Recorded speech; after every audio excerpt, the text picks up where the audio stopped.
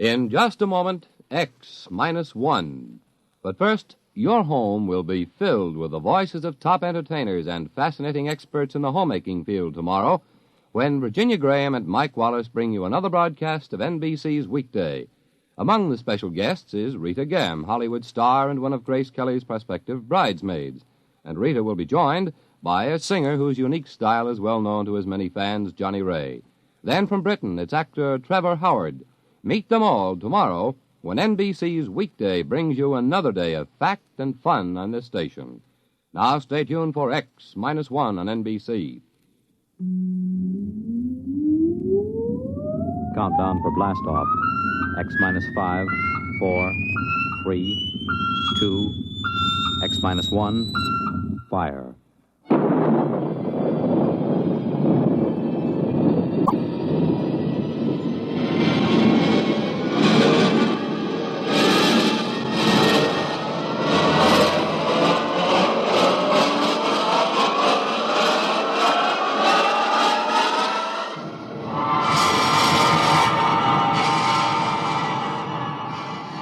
From the far horizons of the unknown come transcribed tales of new dimensions in time and space. These are stories of the future, adventures in which you'll live in a million, could be years, on 1,000 maybe worlds. The National Broadcasting Company, in cooperation with Galaxy Science Fiction Magazine, presents X minus 1.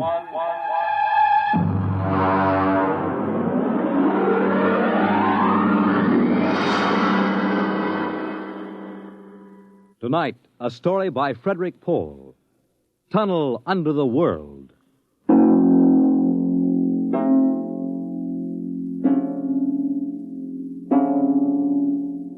On the morning of June 15th, Guy Burkhart woke up screaming. Ah!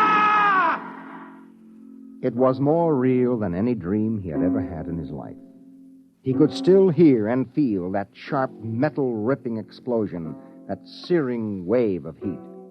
He sat up. Mary! Where are you? Guy, what's wrong? You're trembling. Where were you? In the kitchen cooking breakfast. What is it? I don't know, a dream, I guess. An explosion. Did you say an explosion? Yes. But that's the dream I had. What? I dreamed there was a big explosion, and then something sort of hit me on the head. Holy smokes, maybe there really was some sort of explosion, and it started us dreaming. Well, there'll be an explosion down at your office if you don't hurry and get to work.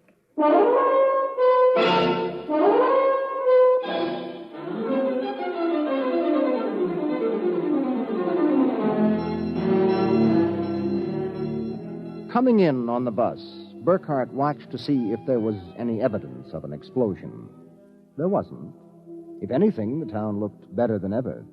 The only thing that seemed strange to him was the fact that none of the usual crowd was on the bus. He was a little relieved when his old pal, Henry Swanson, finally got on. Excuse me. Henry! Pardon me, sir? Henry, what's the matter with you? It's me, Guy Burkhart. Burkhart? Sorry, I don't believe we've met. What? Henry, for Pete's sake, it's me. If you'll excuse me, this is my stop. Well, I'll be... How do you like that?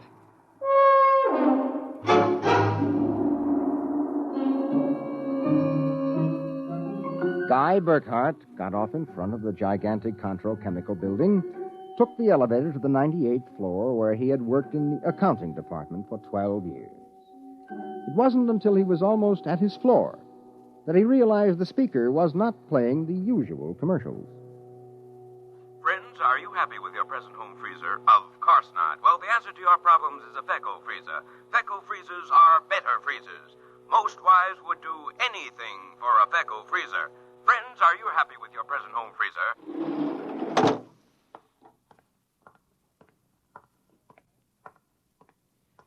Morning, Miss Horn. Good morning, Mr. Burkhart. Well, new hairdo, I see, huh? Why, yes. Do you like it? That makes a lot of difference in your appearance. Mr. Barth in? No, sir. He had an appointment with Mr. Dorchin of the Human Research Institute. Today? But today's the 15th of June. He has to sign the quarterly statement. He said he wouldn't be in. Huh, that's mighty peculiar. Yes, sir. Oh, by the way, Miss Horn, what the devil is a feckle freezer? A feckle freezer? There's some new copy on the elevator commercial. Dorch must have landed another account. Feckle freezers. I really don't know, Mr. Burkhardt. It's a funny day. Can't quite put my finger on it, but there's something strange going on.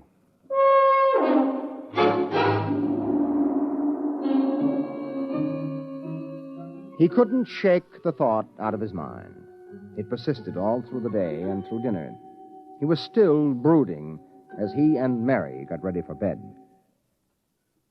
Tired, dear? Oh, no. Anything wrong? I don't know. Well, I guess I'll get a good night's sleep. Coming? I think I'll sit up and read for a while. Well, good night, darling. Night, dear.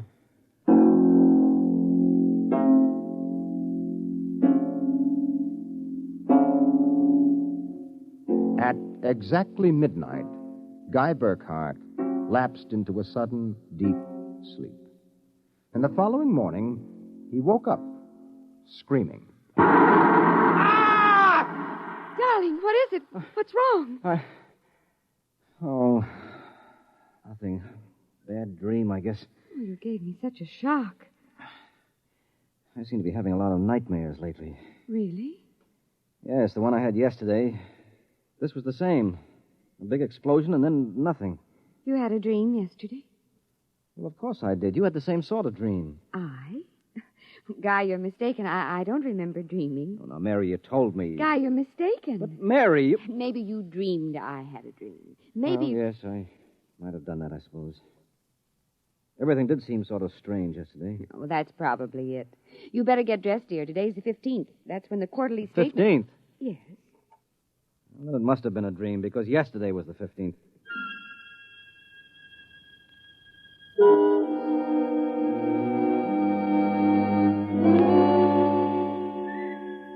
Guy Burkhardt got up, dressed, ate breakfast, and took the usual bus to work. Once again, everything seemed even brighter and newer than usual. And once again, he was puzzled when he noticed none of the old crowd on the bus. Pardon me, please. Well, look, don't shove so. Oh, morning, Henry. Morning. For God's sake, don't talk to me. What is it? You being followed or something? Don't you know? I was sure you remembered. Remembered what? I can't talk. This is my stop. Will you excuse me, please? Well, Henry, for Pete's sake.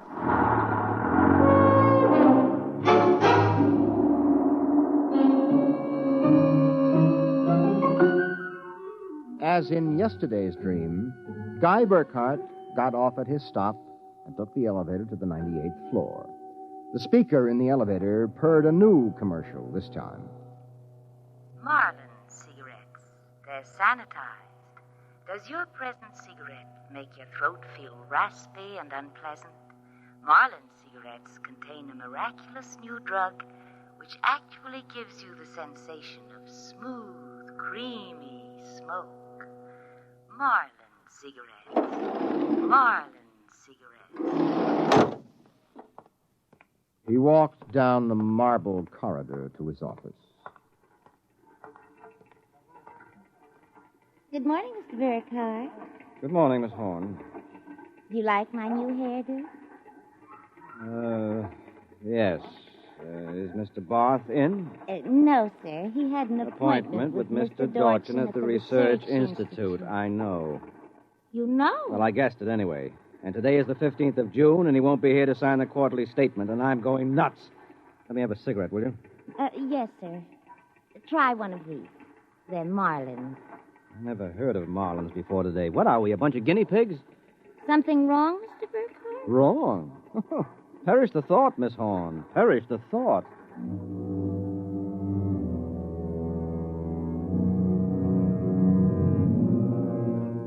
He went to his desk and stared at the mail. Before he opened it, he knew that the factory distributor's envelope contained an order for 12 new electronic computers. He knew that the Development Journal contained an article about a new method of transprinting selective brain circuits of human engineers onto the electric brain circuits of robot engineers to facilitate the operation of automatic factories. He knew that there was a complaint from Feinbeck & Sons about the Contro Chemicals' newest household robot circuit. After a long while, he forced himself to open them. They were exactly as he suspected. Hello. This is Swanson, Henry Swanson. What is it? Do you remember? Remember what? Just remember. All right, now listen, Henry, let's stop playing games. Yesterday, either I was dreaming or you snubbed me on the bus. Today, the same thing happens. Oh, you do remember, thank heavens. I thought so when I saw you, but I couldn't be sure. Well, what is it you want? Listen, tomorrow morning, when I get off the bus, you get off with me. Be casual. They may be watching. Who may be watching? Swanson! Hello!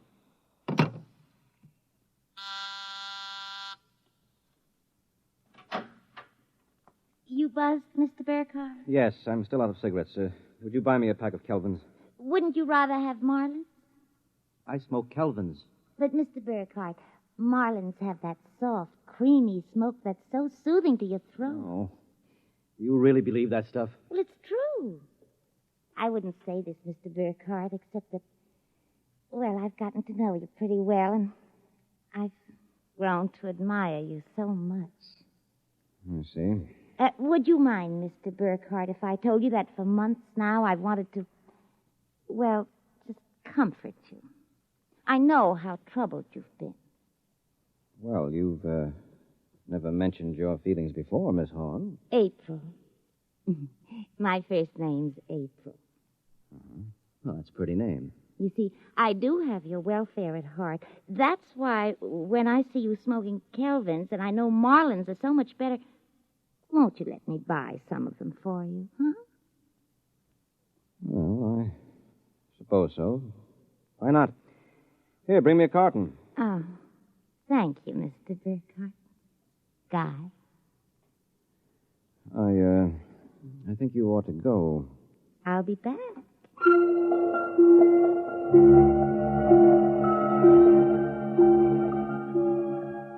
There was something wrong.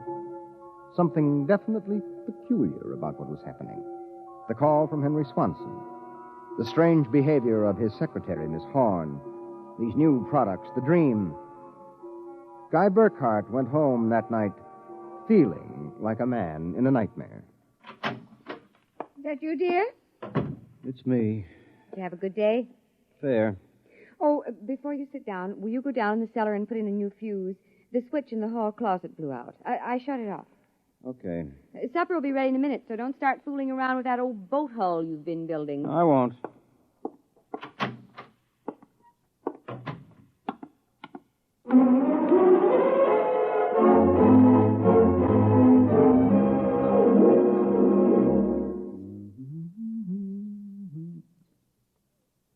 Mary! Mary! What is it? Come down here. Hurry up. What is it? I don't know. I'm not sure. I was looking for a fuse, and I thought maybe I'd dropped one under the boat hull, so I scratched around. Look. Let me put the flashlight on it. Well? Look at the floor. What about the floor? It's supposed to be cement. Well? Well, it's copper. There's a thin layer of cement, but underneath it's metal. Look here. Underneath the concrete, more metal. And here on the wall. You see? Metal. Metal under the floor, behind the walls, every place. Well, I don't really understand. Mary, I know this sounds crazy, but somebody, for reasons I can't even begin to guess, has taken this house and replaced it with a clever imitation. Guy. Mary, I'm going to look around a little more. Well, your dinner will be ready. All right, save it for me. There are a couple of things I've got to figure out.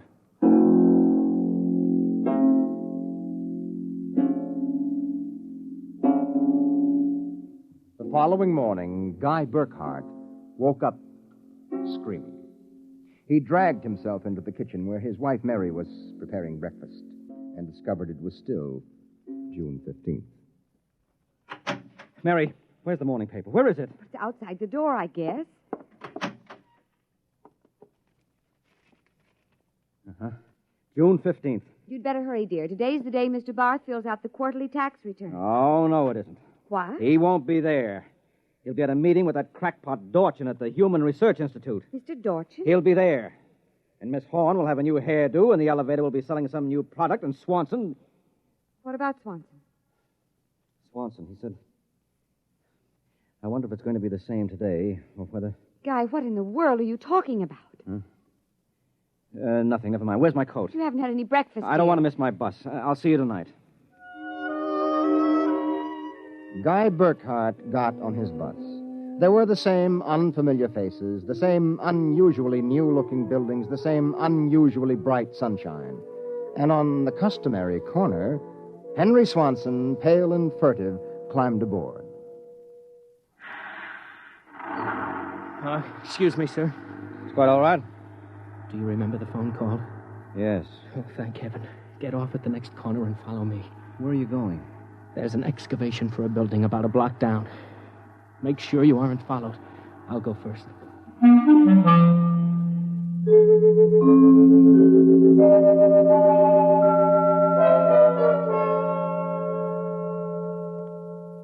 Burkhart. Here, behind the fence. All right now, Henry, what's this all about? I'm not sure. At first I thought perhaps they were Russians. Now I'm beginning to think they're Martians. No humans could have accomplished what they've accomplished. Now, wait a minute. Start from the beginning, Henry. What's going on? Look, Burkhart, peculiar things have been happening to you, right? Yes? A lot of your friends are missing. Your house seems changed. Yeah. There's something stranger than that. The date. Today is June 15th. Yet I could swear yesterday was June 15th and the day before that. You got it, friend. It's always June 15th. And you and I are the only ones who know it. But why, Henry? How? I'm not sure. I think it's some sort of mass hypnosis or something. Well, why doesn't it work for us? My wife, Mary, doesn't remember a thing. Somehow, when it happened, they missed us. We were protected from the full force of the rays or whatever they used. Burkhart, where were you on the night of the 14th, about midnight? Let me see, that was Sunday night. Yes. Yeah, I was down in the cellar under the boat I'm building. I was in my darkroom developing some pictures. This just doesn't make any sense to me. Russians, Martians. What makes you think that? I've seen them. Where? At the end of the tunnel. What tunnel? The one they built under Tylertown. A tunnel under Tylertown? Yes, that's right. It's made out of copper or some alloy. Copper? Wait a minute. I found a copper layer under my cellar floor last night. So did I. That's how I discovered it. I found a way to get in, too. It's at the bottom of this excavation. Holy mackerel. Henry, why don't we tell the police? Because we can't trust them. Even the police may be Martians in disguise. Oh, come on now. You're being melodramatic. Oh, am I? Well, you just come with me. Where? Into the tunnel. I'll show you.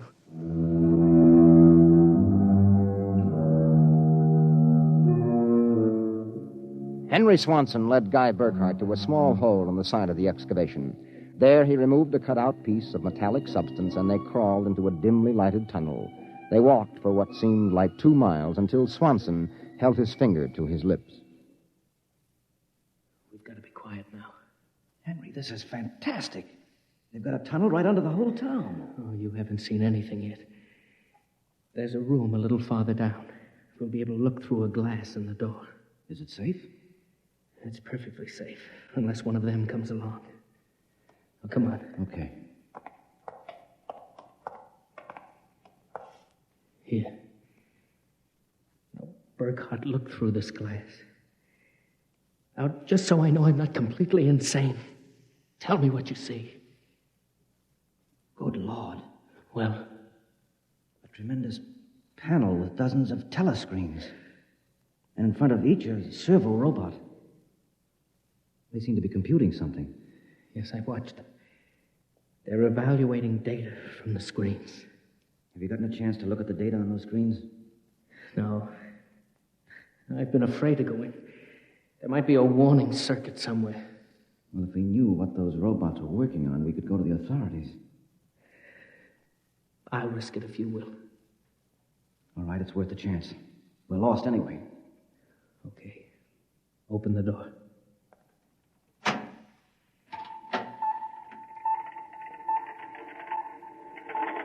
So far, so good. Come on. Let's take a look at that data. But don't interfere with the robots. Don't worry. Here, let's look at this screen. Listen to this. Tests in the 47K12 group with Marlin cigarettes pulled 80% using the soft feminine approach. Indications are that an extension of this approach would influence at least 70% nationwide. The direct elevator pitch pulled only 10%. This should be abandoned and a new series of high persuasion personal elements introduced. Henry, do you know what this means? I haven't the faintest idea. I don't blame you. This is crazy, but it fits the facts when I think about it. Do you know who's behind this? Martians? No, not Martians, Henry. Humans. What? Humans who are interested in developing the perfect propaganda machine. What? I don't know who they are or how they've done it, but somehow they've taken Tylertown over. Hypnosis. Hypnosis, drugs, maybe some kind of array or something. However they do it, what happens is that they let us live through a single day. During that day, they pour all kinds of suggestions and propaganda into us. At the end of the day, they evaluate the results, see how we've reacted. And at midnight, they wash the day out of our minds, and the next morning we start the same day over again with different stimuli. Do you know what that means, Henry? Suppose one man learned how to influence people 100%. Why, in a year, he could sell us anything from freezers to political candidates. Oh, wait a minute. We're guinea pigs, Henry. This whole community is one big test tube for Dorchin's propaganda research. Burkhardt, what do we do? I don't know, but somehow we've got to get out of this town and get to the FBI. What do you think we can? It's worth a try. Come on. Wait. Huh? What is it? Look through the door. There's somebody coming down the tunnel. You've got to hide. Behind the circuit box. Wait. Good Lord, it's Dorchin, the head of the Research Institute. Shh, quiet.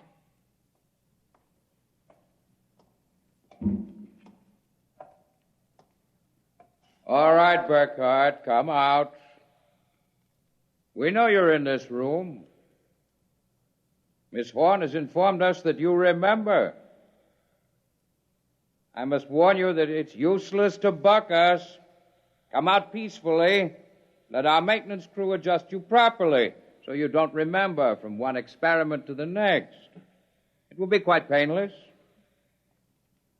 If you don't come out peacefully, we'll have to get you. Henry, take this wrench. When I give the word, jump him. But he may be armed. Well, we've got nothing to lose. Very well. I'm coming after you. Now! Burkhardt, I've killed him. Now, wait. Get his coat unbuttoned. Maybe his heart is still beating. Henry! What is it? What's wrong? Look underneath his coat. Heaven help us. It's a robot. A humanoid robot designed to look like Dorchin. Come on, let's get out of here. Wait. What's that?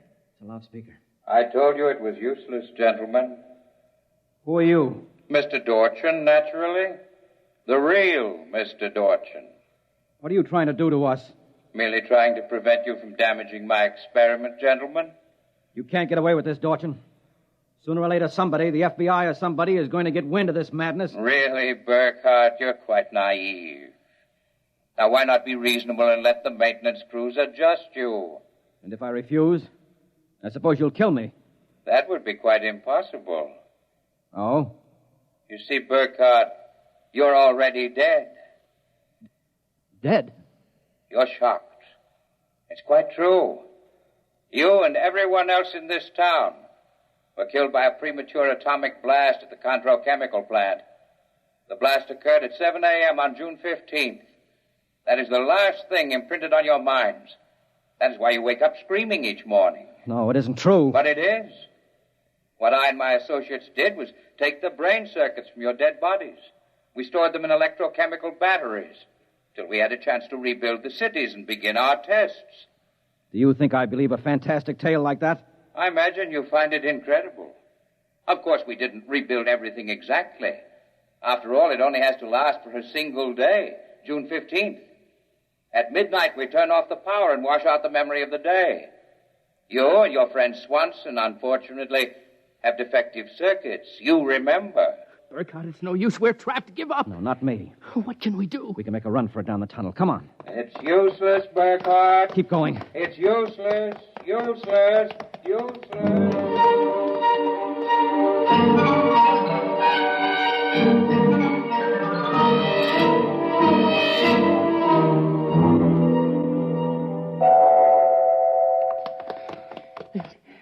Now, this door is open. It opens. Oh, no. No, I don't believe it. Swanson, look.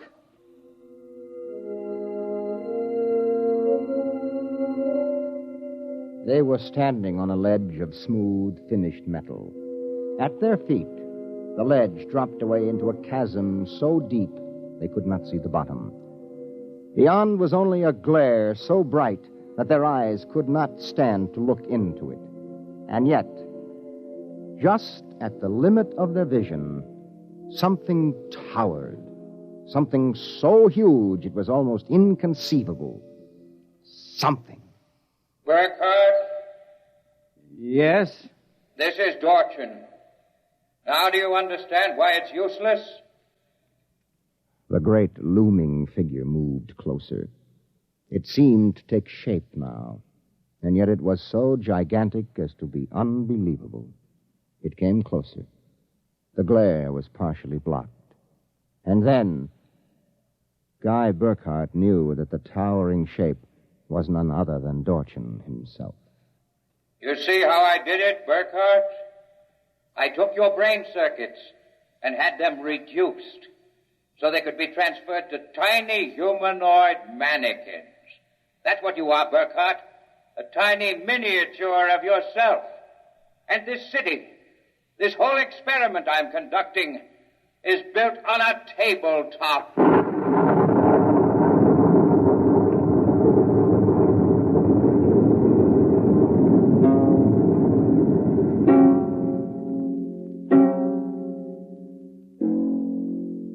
It was the morning of June 15th, and Guy Burkhardt woke up out of a dream screaming.